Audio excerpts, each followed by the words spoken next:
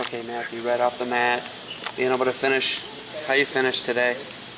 What the coaches say to you, you know, taking a tough, was it Conti semi-loss, right? Battling back, getting the win. Yeah, I always seem to finish strong. That's one of the things that I pride myself on. Tough tournament overall. I'm thinking a little bit too one-dimensional, not just at the tournament, all over the year. But I'm happy that I could, grind it out and win when it counts. What do you mean one-dimensional? How should you be looking at it? I came from a background where it was always get your hands on the guy and beat the crap out of his head, and then all of a sudden, guys stopped letting me grab a hold of him, period, and just popping shots out from the outside. Valid strategy, good strategy that works now, especially with how they're calling stall and hands to the face and all that. Can't blame them for it. That's just solid wrestling. I got to learn to adapt. I know you're not a New Jersey kid. You're originally from Ohio, right? Mm-hmm. Okay, but you understand the New Jersey, the pride they have seeing you in National wrestle last night. He's gone through a lot. Have you learned anything from what he's dealt with as you continue your journey?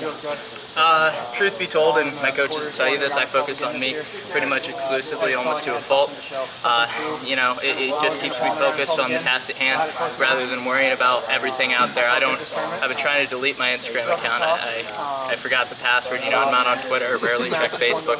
So it's one of those things where it's selfish, but I think it's healthy and it keeps me focused. So Matt, yeah, I mean, you could have gone anywhere in the country to wrestle, and you chose Princeton, and the Tigers had 3 All-Americans here, and you guys are in the top 20, you're pushing for the EIWA top team, you're one of the guys in the hunt. Talk about your part and then the overall team effort to bring Princeton and stick it right in the map.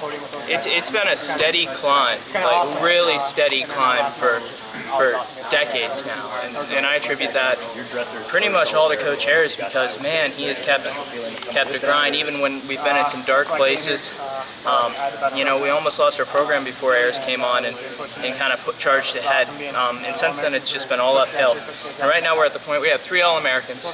This is my 3rd time All-American, and it's humbling. I know I talk about this often, but it's really humbling because I know it's not just me putting the work out there. There has been, like I said, decades in the works to make us to get to this point, and I'm honored to be part of it. Daniel, did you get to talk to your brother and your dad? I know that they're here. Yeah, I know Daniel's busy in Manhattan. Yeah, he's at business school. Financial, doing Columbia stuff. Yeah. Going to be the next big business owner. But what did your family say after a tough loss? They said they love me. They're proud of me. It's all a process. And I know I'm making progress even when it feels like I'm not with the losses. But that's fine. That's how we learn, and we manage and we keep moving on. You started out the year so strong, ranked #1. Then you had a few hiccups, let's say, in the middle of the year. Yeah. How did you have to refocus to come out and have a performance like you had here? Because you wrestled really well here. You had one match that could have went either way.